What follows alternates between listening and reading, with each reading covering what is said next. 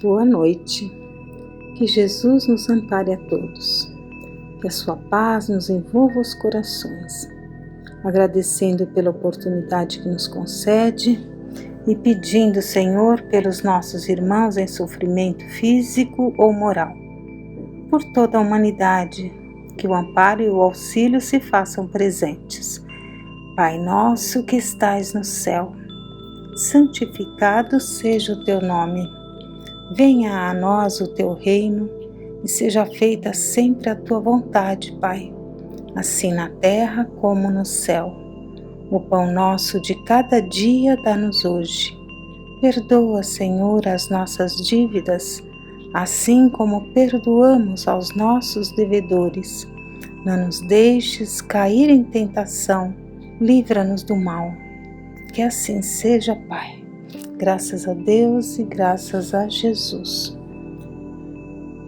E do Evangelho segundo o Espiritismo, por Allan Kardec, do capítulo 28, Coletânea de Preces Espíritas, vamos ver prece pelos médiuns. É o item 8. E acontecerá nos últimos dias, disse o Senhor, que eu derramarei do meu Espírito sobre toda a carne, e profetizarão os vossos filhos e vossas filhas, e os vossos mancebos verão visões, e os vossos anciãos sonharão sonhos. E certamente naqueles dias derramarei do meu Espírito sobre os meus servos e sobre minhas servas, e profetizarão. Atos 2, 17 e 18. Agora vamos ver o prefácio, onde Kardec explica: quis o Senhor que a luz se fizesse para todos os homens, e que a voz dos Espíritos penetrasse por toda parte, a fim de que cada um pudesse obter a prova da imortalidade. É com esse objetivo que os Espíritos se manifestam hoje por toda a terra, e que a mediunidade, revelando-se entre as pessoas de todas as idades e de todas as condições, entre homens e mulheres, crianças e velhos, constitui um sinal de que os tempos chegaram. Para conhecer as coisas do mundo visível, e descobrir os segredos da natureza material, Deus concedeu aos homens a vista física, os sentidos corporais e os instrumentos especiais. Com o telescópio, ele mergulha o seu olhar nas profundidades do espaço e com o microscópio descobriu o mundo dos infinitamente pequenos. Para penetrar o mundo invisível, deu-lhe a mediunidade. Os médiuns são os intérpretes do ensino dos espíritos, ou melhor, são os instrumentos materiais pelos quais os espíritos se exprimem nas suas comunicações com os homens. Sua missão é sagrada, porque tem por fim abrir-lhes os horizontes da vida eterna. Os espíritos vêm instruir o homem sobre o seu futuro, para conduzi-lo ao caminho do bem, e não para poupar-lhe o trabalho material que lhe cabe neste mundo, para o seu próprio adiantamento, nem para favorecer as suas ambições e a sua cupidez. Eis do que os médiuns devem compenetrar-se bem, para não fazerem mau uso de suas faculdades. Aquele que compreende a gravidade do mandato de que se acha investido, cumpre-o religiosamente. Sua consciência o condenaria, como por um ato sacrílego, se transformasse em divertimento e distração para si mesmo e para os outros as faculdades que lhe foram dadas com uma finalidade séria, pondo-o em relação com os seres do outro mundo. Como intérpretes do ensinamento dos espíritos, os médiuns devem desempenhar um papel importante na transformação moral que se opera. Os serviços que podem prestar estão na razão da boa orientação que derem às suas faculdades, pois os que seguem o mau caminho são mais prejudiciais do que úteis à causa do espiritismo. Pelas más impressões que produzem, retardam mais de uma conversão. Eis porque terão de prestar contas do uso que fizeram das faculdades que lhes foram dadas para o bem dos seus semelhantes. O médium que não quer perder a assistência dos bons espíritos deve trabalhar pela sua própria melhoria. O que deseja que a sua faculdade se engrandeça e desenvolva, deve engrandecer-se moralmente, abstendo-se de tudo que possa desviá-la da sua finalidade providencial. Se os bons espíritos às vezes se servem de instrumentos imperfeitos, é para bem aconselhá-los e procurar levá-los ao bem. Mas se encontram corações endurecidos e se os seus conselhos não são ouvidos, retiram-se e os maus têm então o campo livre. Aí Kardec cita capítulo 24, itens 11 e 12, onde vamos encontrar que os sãos não precisam de médico. Nós vamos encontrar a mediunidade é dada sem distinção, a fim de que os espíritos possam levar a luz a todas as camadas, a todas as classes da sociedade, ao pobre como ao rico, aos virtuosos para os fortalecer no bem e aos viciosos para os corrigir. Estes últimos não são os doentes que precisam de médico? Continuando então o prefácio. A experiência demonstra que entre os que não aproveitam os conselhos dos bons espíritos, as comunicações, após haverem alguns clarões, durante certo tempo, acabam por cair no erro, na verbosidade vazia e no ridículo, sinal incontestável do afastamento dos bons espíritos. Obter a assistência dos bons espíritos e livrar-se dos espíritos levianos e mentirosos deve ser o objetivo dos esforços constantes de todos os médiuns sérios. Sem isso, a mediunidade é uma faculdade estéril, que pode mesmo reverter em prejuízo daquele que a possui, degenerando em obsessão perigosa. O médium que compreende o seu dever, em vez de orgulhar-se de uma faculdade que não lhe pertence, desde que pode ser retirada, atribui a Deus o que de bom consegue obter. Aqui vale uma pausa também. O próprio Cristo não aceitou o predicado dirigido a ele, bom mestre, como na passagem de Mateus, capítulo 19, versículos 16 e 17, e semelhante em Marcos, capítulo 10, 17 e 18. Vamos ver em Mateus. E eis que, aproximando-se dele um mancebo, disse-lhe: Bom mestre, que bem farei para conseguir a vida eterna? E ele disse-lhe: Por que me chamas bom? Não há bom senão um só, que é Deus. Se queres, porém, entrar na vida, guarda os mandamentos. Que fique bem claro, então, que tudo que o médium obter de bom deve atribuir a Deus.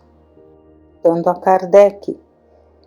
Se as suas comunicações merecem elogios, ele não se envaidece com isso, por saber que elas independem do seu mérito pessoal, e agradece a Deus haver permitido que os bons espíritos se manifestassem através dele. Se dão motivo a críticas, não se ofende por isso, pois sabe que elas não foram produzidas por ele. Pelo contrário, reconhece não ter sido um bom instrumento e que não possui todas as qualidades necessárias para impedir a intromissão dos maus espíritos. Trata então de adquirir essas qualidades e pede pela prece a força que lhe falta. A prece agora feita pelo médium. Deus Todo-Poderoso, permiti que os bons espíritos me assistam na comunicação que solicito. preservai-me da presunção de me julgar ao abrigo dos maus espíritos, do orgulho que poderia me enganar sobre o valor do que obtenha, de todo sentimento contrário à caridade para com os outros médiuns. Se for induzido ao erro, inspirai a alguém a ideia de me advertir, e a mim a humildade que me fará aceitar a crítica com reconhecimento e aceitar para mim e não para os outros os conselhos que os bons espíritos queiram dar-me. Se me sentir tentado a enganar, seja no que for, ou a me envaidecer da faculdade que vos aprouve conceder-me, peço-vos que a retireis de mim, antes que permitir seja ela desviada de sua finalidade providencial, que é o bem de todos e o meu próprio adiantamento moral. E na questão 387 do livro O Consolador, pelo Espírito de Emmanuel, qual é a maior necessidade do médium? Resposta: a primeira necessidade do médium é evangelizar-se a si mesmo antes de se entregar às grandes tarefas doutrinárias, pois de outro modo poderá esbarrar sempre com o fantasma do personalismo em detrimento de sua missão. E do mesmo livro, a questão 364. O espiritista, para evoluir na doutrina, necessita estudar e meditar por si mesmo, ou será suficiente frequentar as organizações doutrinárias esperando a palavra dos guias? Resposta: é indispensável a cada um o esforço próprio no estudo, meditação, cultivo e aplicação da doutrina em toda a intimidade de sua vida. A frequência às sessões ou o fato de presenciar esse ou aquele fenômeno, aceitando-lhe a veracidade, não traduz a aquisição de conhecimentos. Um guia espiritual pode ser um bom amigo, mas nunca poderá desempenhar os vossos deveres próprios, nem vos arrancar das provas e das experiências imprescindíveis à vossa iluminação. Daí surge a necessidade de vos preparardes individualmente na doutrina para viverdes tais experiências com dignidade espiritual no instante oportuno.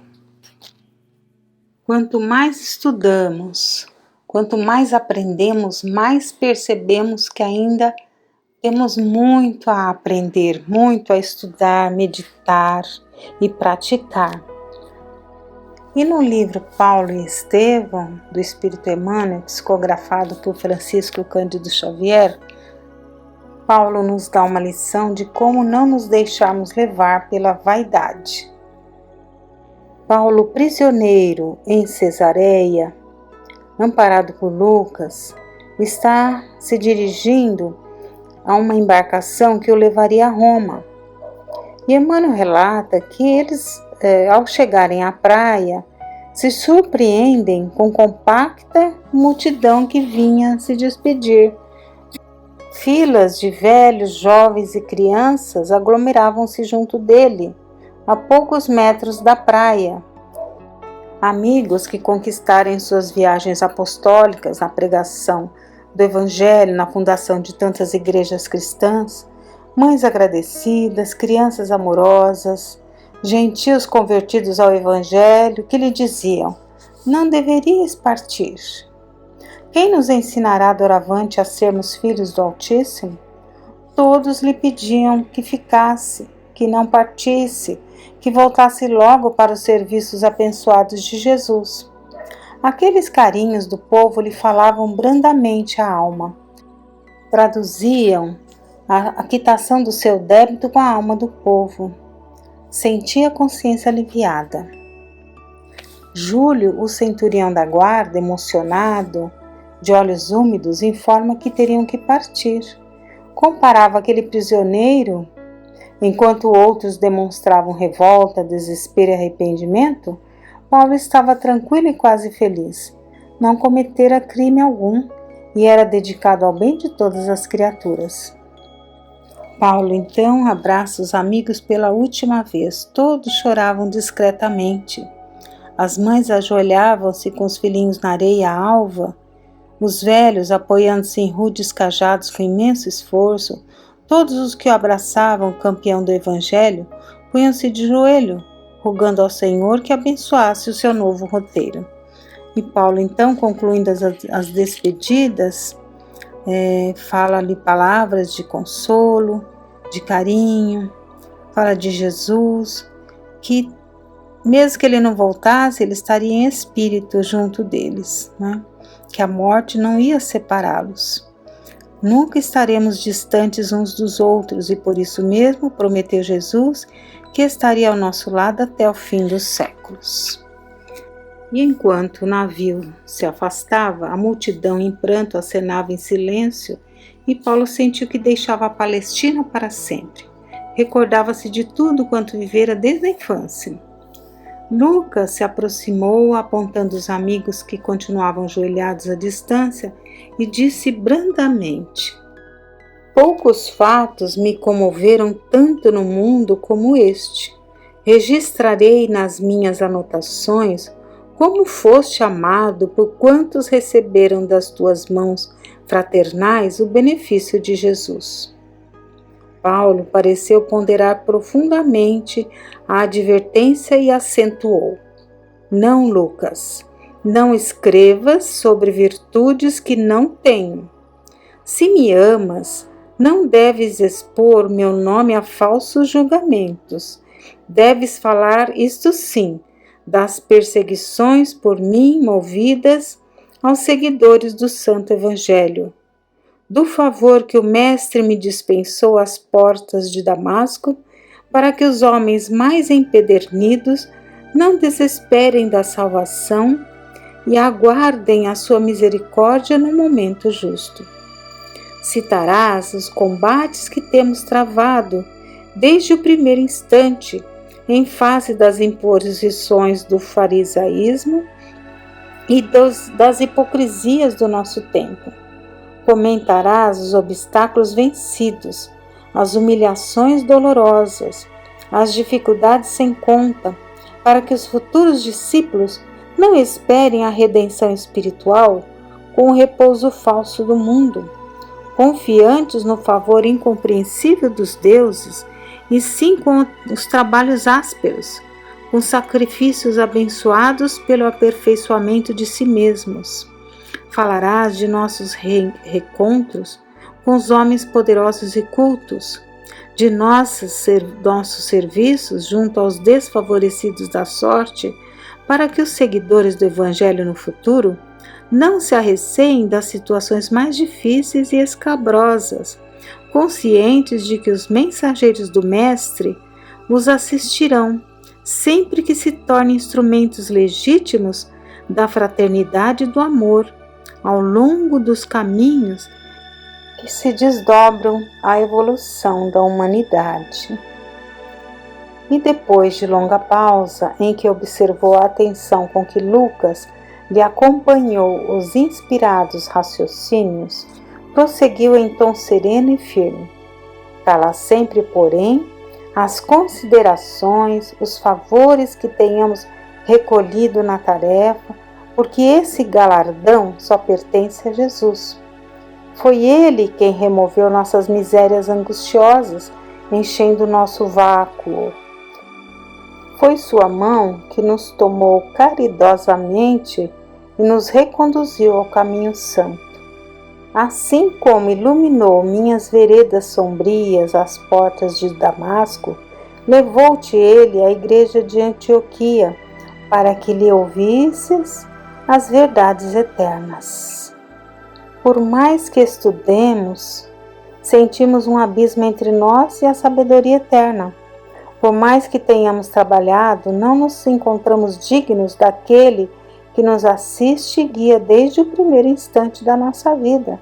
Nada possuímos de nós mesmos. E mais à frente, ele diz: Ele nos deu a misericórdia para que a justiça se cumprisse. Esses júbilos e essas emoções divinas lhe pertencem. Não tenhamos, portanto, a mínima preocupação de relatar episódios que deixariam uma porta aberta para a vaidade incompreensível. Que nos baste a profunda convicção de havermos liquidado nossos débitos clamorosos. E Lucas, então, depois de ouvir sábias considerações, ele diz: tens razão, somos fracos demais para nos atribuirmos qualquer valor. Além disso, a batalha do Cristo está começada. Toda vitória pertencerá ao seu amor e não ao nosso esforço de servos endividados. Escreve, portanto, tuas anotações de modo mais simples e nada comentes que não seja para a glorificação do Mestre no seu Evangelho imortal. E enquanto Lucas se afastava para as anotações das sugestões sábias e afetuosas, Paulo, mergulhado nas reminiscências entrecortadas de preces a Jesus, ali permaneceu em significativo silêncio até que começaram a brilhar no firmamento muito azul os primeiros astros da noite. Vemos então a necessidade de estarmos sempre lúcidos na prática da mediunidade com Jesus. E para que ela seja uma fonte contínua de ensinamento e socorro, consolação e bênção, é necessário que a doutrina espírita lhe clareie as manifestações e lhe governe os impulsos. Que Deus nos abençoe.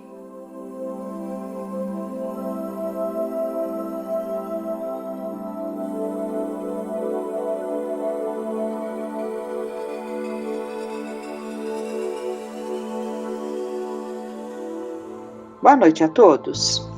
Mais uma vez juntos vamos refletir sobre a viciação alcoólica em tempos que, mesmo afastados dos ambientes que favorecem, foi trazido para dentro de casa por muitos. É uma questão a ser observada com cuidado, especialmente porque tornou-se a recreação preferida dos jovens e jovenzinhos, que pelos exemplos dos mais velhos passam a não perceber perigo algum em tal hábito dito social. O ponto é esse: hábito. Todos sabemos o significado de hábito. Vamos começar com um texto de Joana de Ângeles, do livro SOS Família, Viciação Alcoólica. Sob qualquer aspecto considerado, o vício, esse condicionamento pernicioso que se impõe como uma segunda natureza constritora e voraz, deve ser combatido sem trégua, desde quando e onde se aloje. Classificado pela leviandade de muitos dos seus aedos como de pequeno e grande porte, surge com feição de hábito social que se instala em currículo de longo tempo, quando termina por deteriorar as reservas morais, anestesiando a razão e ressuscitando com vigor os instintos primevos de que se deve o homem libertar. Insinuante, a princípio perturba os iniciantes e desperta nos mais fracos curiosa necessidade de repetição. Na busca enganosa de prazeres ou emoções inusitados, conforme estridulam os aficionados que lhe padecem a irreversível dependência. Aceito sob o acobertamento da impudica tolerância, seu contágio destrutivo supera o das mais virulentas epidemias, ceifando maior número de vidas do que o câncer, a tuberculose, as enfermidades cardiovasculares adicionados. Inclusive, mesmo na estatística obituária dessas calamidades da saúde, podem se encontrar como causas preponderantes ou predisponentes as matrizes de muitos vícios, que se tornaram aceitos e acatados qual motivo de relevo e distinção. Os vitimados sistemáticos pela viciação escusam-se abandoná-la, justificando que o seu é sempre um simples compromisso de fácil liberação, em considerando outros de maior seriedade, que, examinados à sua vez pelos seus sequazes, se caracterizam igualmente como insignificantes. Há quem a relacione como de consequência secundária e de imediata potência aniquilante. Obviamente, situam suas compressões como irrelevantes em face de tantas coisas piores e argumentam, antes como se um mal pudesse ter sopesadas, aliviadas e discutidas as vantagens decorrentes da sua atuação. Indiscutivelmente, a ausência de impulsão viciosa no homem dá-lhe valor e recursos para realizar e fruir os elevados objetivos da vida, que não podem ser devorados pela irrisão das vacuidades. A vinculação alcoólica, por exemplo, escraviza a mente, desarmonizando-a e envenena o corpo, deteriorando-o. Tem início através do aperitivo inocente, quão dispensável, que se repete entre sorrisos e se impõe como necessidade, realizando a incursão nefasta, que logo se converte em dominação absoluta, desde que aumenta de volume na razão direta em que consome. Os pretextos surgem e se multiplicam para as libações. Alegria, frustração, tristeza, esperança, revolta, mágoa, vingança, esquecimento. Para uns se converte em coragem, para outros em entusiasmo, invariavelmente impondo-se dominador incoercível. Emulação para práticas que a razão repulsa, o alcoolismo faz supor que sustenta os fracos, que tombam em tais urdiduras, quando em verdade mais os debilita e arruína. Não fossem tão graves por si só os danos sociais que dele decorrem, transformando cidadãos em párias, jovens envergados anciãos precoces, profissionais de valor em trapos morais, moçoilas e matronas em torpes simulacros humanos, aceitos e detestados, acatados e temidos nos sítios em que se pervertem a caminho da total sujeição, que conduz, quando se dispõe de moedas, a sanatórios distintos e, em contrário, a sarjetas hediondas, em ambos os casos avassalados por alienações dantescas. Culmina em impor os casos avassalados, culmina em impor os trágicos autocídios, por cujas portas buscam tais enfermos soluções insolváveis para os problemas que criaram espontaneamente para si próprios. Não acontecendo a queda espetacular no suicídio, esse se dá por processo indireto, graças à sobrecarga destrutiva que o alcoólatra, ou simples cultivador da alcoofilia, depõe sobre a tecelagem de elaboração divina que é o corpo. E quando vem a desencarnação, o que é também doloroso, não cessa a compulsão viciosa, nascendo dramas imprevisíveis do outro lado do túmulo, em que o espírito irresponsável constata que a morte não resolveu os problemas nem aniquilou a vida. Neste capítulo convém considerarmos que a desesperada busca ao álcool ou substâncias outras que dilaceram a vontade, desagregam a personalidade, perturbam a mente. Pode ser, às vezes, inspirada por processos obsessivos, culminando sempre, porém, por obsessões infelizes de consequências imprevisíveis. A pretexto de comemorações, festas, decisões, não te comprometas com o vício. O oceano é feito de gotículas e as praias imensuráveis de grãos. Liberta-te do conceito hoje só. Quando impelido a comprometimento pernicioso, e não te facultes apenas um pouquinho, porque uma picada que injeta veneno letal, não obstante em pequena dose, produz a morte imediata. Se estás bafejado pela felicidade, sorve-a com lucidez. Se te encontras visitado pela dor, enfrenta-a abstêmio e forte.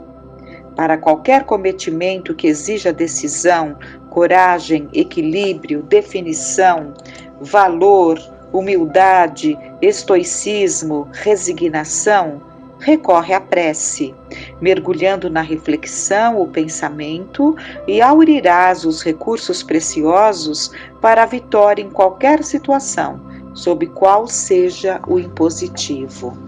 Nunca te permitas a assimilação do vício, na suposição de que dele te libertarás quando quiseres, de que dele te libertarás quando queiras, pois que se os viciados pudessem querer, não estariam sob essa violenta dominação. Joana de Ângeles.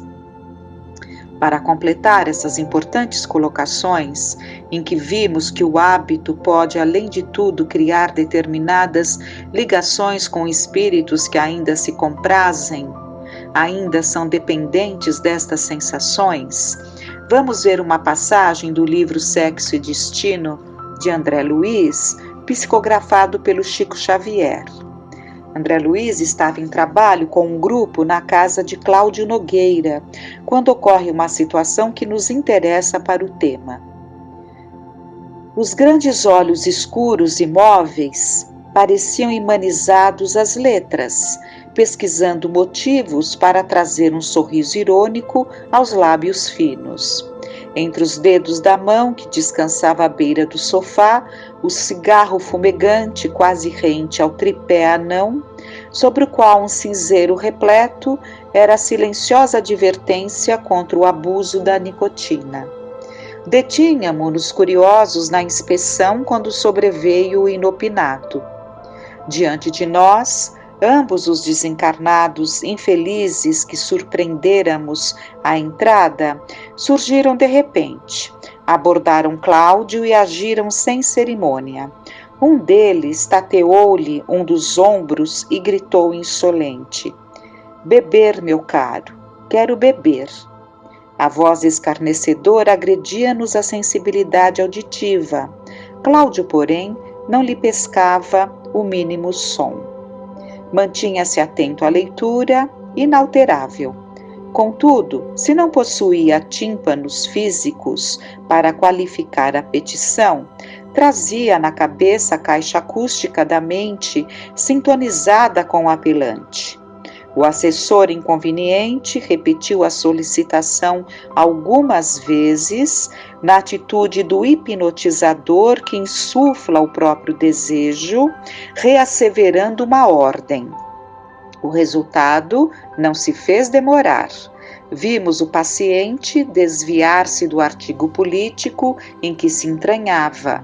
Ele próprio não explicaria o súbito desinteresse de que se notava acometido pelo editorial que lhe apressara a atenção. Beber, beber.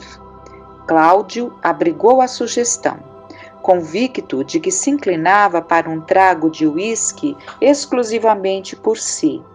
O pensamento se lhe transmudou rápido, como a usina cuja corrente se desloca de uma direção para outra por efeito da nova tomada de força. Beber, beber. E a sede de aguardente se lhe articulou na ideia, ganhando forma. A mucosa pituitária se lhe aguçou, como que mais fortemente impregnada do cheiro acre que vagueava no ar. O assistente malicioso coçou-lhe brandamente os gorgomilos. O pai de Marina sentiu-se apoquentado. Indefinível secura constrangia-lhe o laringe, ansiava tranquilizar-se.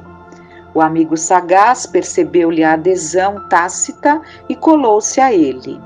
De começo, a carícia leve. Depois da carícia agasalhada, o abraço envolvente. e depois do abraço de profundidade, a associação recíproca. Integraram-se ambos em exótico sucesso de enxertia fluídica. Em várias ocasiões, diz André Luiz, estudar a passagem do espírito exonerado do envoltório carnal pela matéria espessa. Eu mesmo, quando me afazia de novo ao clima da espiritualidade, após a desencarnação última, analisava impressões ao transpor maquinalmente obstáculos e barreiras terrestres, recolhendo nos exercícios feitos a sensação de quem rompe nuvens de gases condensados. Ali, no entanto, produzia-se algo semelhante ao encaixe perfeito. Cláudio, homem, absorvia o desencarnado à guisa de sapato que se ajusta ao pé. Fundiram-se os dois, como se morassem eventualmente num só corpo, altura idêntica, volume igual, movimentos sincrônicos, identificação positiva. Levantaram-se a um tempo e giraram integralmente incorporados um ao outro na área estreita, arrebatando o delgado frasco. Não conseguiria especificar, de minha parte, a quem atribuir o impulso inicial de semelhante gesto, se a Cláudio, que admitia a instigação, ou se ao obsessor que a propunha. A talagada rolou através da garganta, que se exprimia por dualidade singular. Ambos, os dispossômanos, estalaram a língua de prazer em ação simultânea. Desmanchou-se a parelha e Cláudio, desembaraçado, se dispunha a sentar quando o outro colega, que se mantinha à distância, investiu sobre ele e protestou: eu também quero. Reavivou-se-lhe no ânimo a sugestão que esmorecia. Absolutamente passivo, diante da incitação que o assaltava, reconstituiu mecanicamente a impressão de insaciedade. Bastou isso e o vampiro sorridente apossou-se dele, repetindo-se o fenômeno da conjugação completa. Encarnado e desencarnado a se justaporem, duas peças conscientes reunidas em sistema irrepreensível de compensação mútua. Aberei-me de Cláudio para avaliar com imparcialidade até onde sofreria ele mentalmente aquele processo de fusão. Para logo convenci-me de que ele continuava livre no íntimo, não experimentava qualquer espécie de tortura a fim de render-se. Hospedava o outro simplesmente, aceitava-lhe a direção, entregava-se por deliberação própria. Nenhuma simbiose em que se destacasse por vítima. Associação implícita, mistura natural. Efetuava-se a ocorrência na base da percussão, apelo e resposta, cordas afinadas no mesmo tom. O desencarnado alvitrava, o encarnado aplaudia. Num deles o pedido, no outro a concessão. Concedendo em ilaquear os próprios sentidos, Cláudio acreditou-se insatisfeito e retrocedeu, sorvendo mais um gole. Não me furtei a conta curiosa. 2 goles para 3. Novamente desimpedido, o dono da casa estirou-se no divã e retomou o jornal. É preciso que entendamos mais os riscos e as influências a que podemos nos expor. Ao brincarmos com um cigarro, corremos o risco de acabar por gostar da sensação e nos surpreendermos mais adiante, viciado na nicotina. Da mesma forma, o álcool pode se tornar muito atraente para quem não se importa de não estar no domínio total de sua mente. Assim como o cigarro hoje não é admitido na grande maioria dos ambientes a ponto de constranger o fumante, será que isso não vai acontecer com o álcool, infinitamente mais danoso que o cigarro na medida em que altera comportamentos? Até quando vamos fingir que não vemos o que está acontecendo com grande parte dos nossos jovens? Esperemos que os cuidados com a pandemia venham a mudar este hábito de divertimento. E por que o cuidado com o jovem? Porque ele ainda não consegue perceber a extensão do problema que pode estar criando para si. O adulto tem obrigação de orientar, mostrando as inconveniências desse hábito, e são tantas como acabamos de ver. Que Deus nos ampare, nos ilumine, para que não nos afastemos dos nossos deveres, dos verdadeiros propósitos da nossa vida. Com muita confiança, peçamos a Deus. Tenhamos uma noite de paz.